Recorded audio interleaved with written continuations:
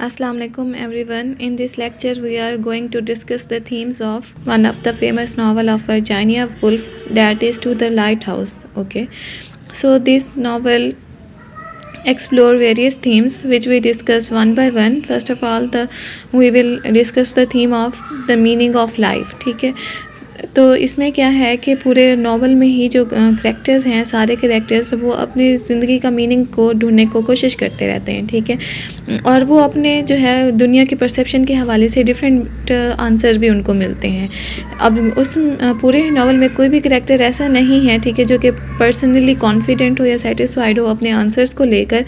अब different characters के लिए मीनिंग ऑफ लाइफ भी डिफरेंट है। ठीक है, फॉर एग्जांपल मिसेस रामसे के लिए लाइफ क्या है, all about family and the happiness. ठीक है, on the other hand mister Ramsay के लिए मीनिंग ऑफ लाइफ क्या है, वो कंफ्यूज्ड है फैमिली के दरमियान और फिलॉसफी के दरमियान।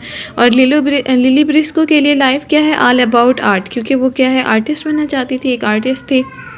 और ब्रेंक और टेंसले के लिए क्या है, it is mean to work. ठीक है, और नेक्स्ट हमारी थीम क्या है, द इंटीरियर और the nature of the man. Virginia Woolf में पूरे नावल के अंदर स्ट्रीम ऑफ कॉन्शियसनेस को यूज़ करके करैक्टर्स के थॉट्स पैटर्न को और ह्यूमन के थॉट पैटर्न को जो है वो पोर्ट्रे करने की कोशिश की है। ठीक है, अब जैसे कि हमारे जो थॉट्स होते हैं वो एब्रप्ट होते हैं। ठीक है, हम एक लम्हे में कुछ सोच रहे होते हैं, दूसरे लम्हे में कुछ और सोच रहे होते हैं। ठीक है, तो वर्जीनिया वुल्फ ने भी इसी तरह से डिफरेंट थॉट्स को आपस में कंबाइन किया है। ठीक है, फॉर एग्जांपल जो human nature is complicated as Lily think that in order to see Mrs Ramsay clearly a person would need 50 pairs of eyes. ठीक है, अब ये जो है मेरी लिली की जो है वो थॉट है वो सोचे जा रही है। और नंबर 3 जो इसकी जो है थीम है वो है चेंज। अब इस चेंज में क्या है कि चेंज तो वैसे ही इस यूनिवर्स का जो है कानून है। ठीक है, हमेशा जो है वो चीज़ें एक जैसी नहीं रहती, हमेशा चेंज होती रहती हैं। इवन एट द सीज़न भी जो है वो चेंज होते रहते हैं। अब इस नावल में चेंज को किस तरह से दिखाया गया है, मिस्टर राम से वो जो है उसकी पर्सनैलिटी चेंज हो जाती है। वो पहले एक रूड पर्सन होता है, ठीक है, और बाद में वो क्या है चेंज हो जाता है, वो रेड फ्लैग से ग्रीन फ्लैग बन जाता है। ठीक है, वो फीलिंग्स और इमोशंस को जो है वो फील करने लगता है। और जेम्स का जो है अपने फादर के पॉइंट ऑफ व्यू, उसके जेम्स का जो पॉइंट ऑफ व्यू था अपने फादर से रिलेटेड, वो चेंज हो जाता है। पहले वो अपने फादर को पसंद नहीं करता, बाद में उसको पसंद करने लगता है।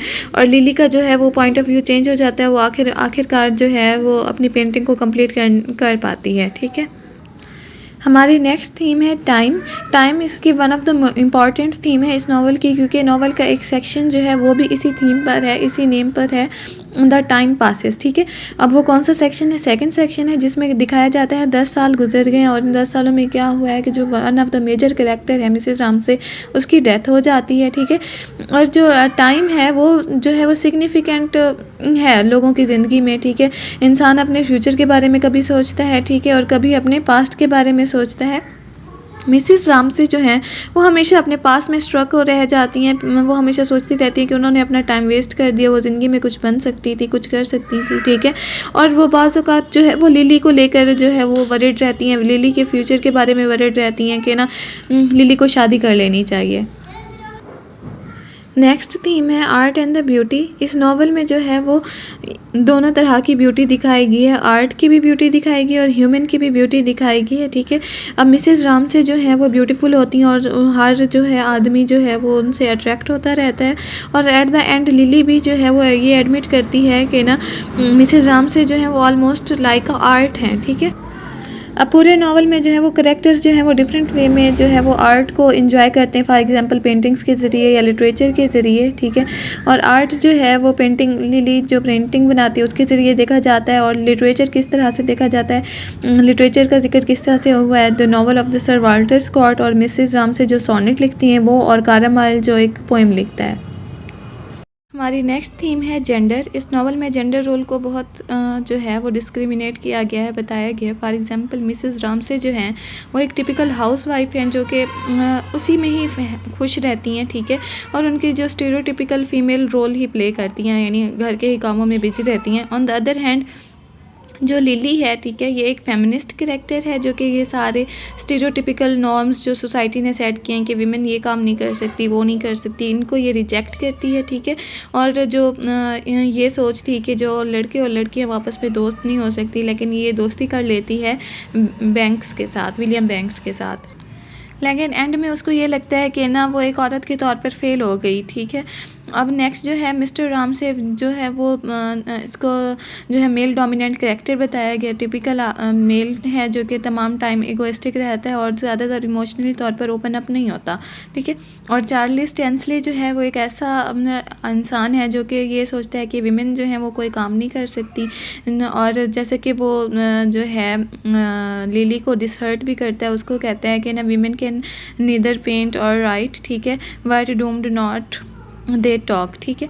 और इस तरह से वो जो है वो उसके मुताबिक जो है विमेन जो है वो कोई काम नहीं कर सकती, ये जो पेंटिंग है और जो राइटिंग है वो सिर्फ़ और सिर्फ आदमियों का काम है, ओनली मैन रिलेटेड वर्क है।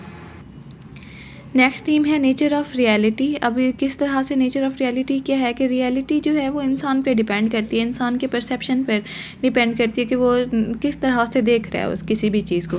फॉर एग्ज़ाम्पल जेम्स जो है, ठीक है, बचपन में उसको लगता था जो लाइट हाउस है वो बहुत ब्राइट है और एक्साइटिंग जगह है विज़िट करने के लिए, लेकिन 10 साल बाद, ठीक है, उसको क्या नज़र आता है कि ये बहुत ही डार्क जगह है।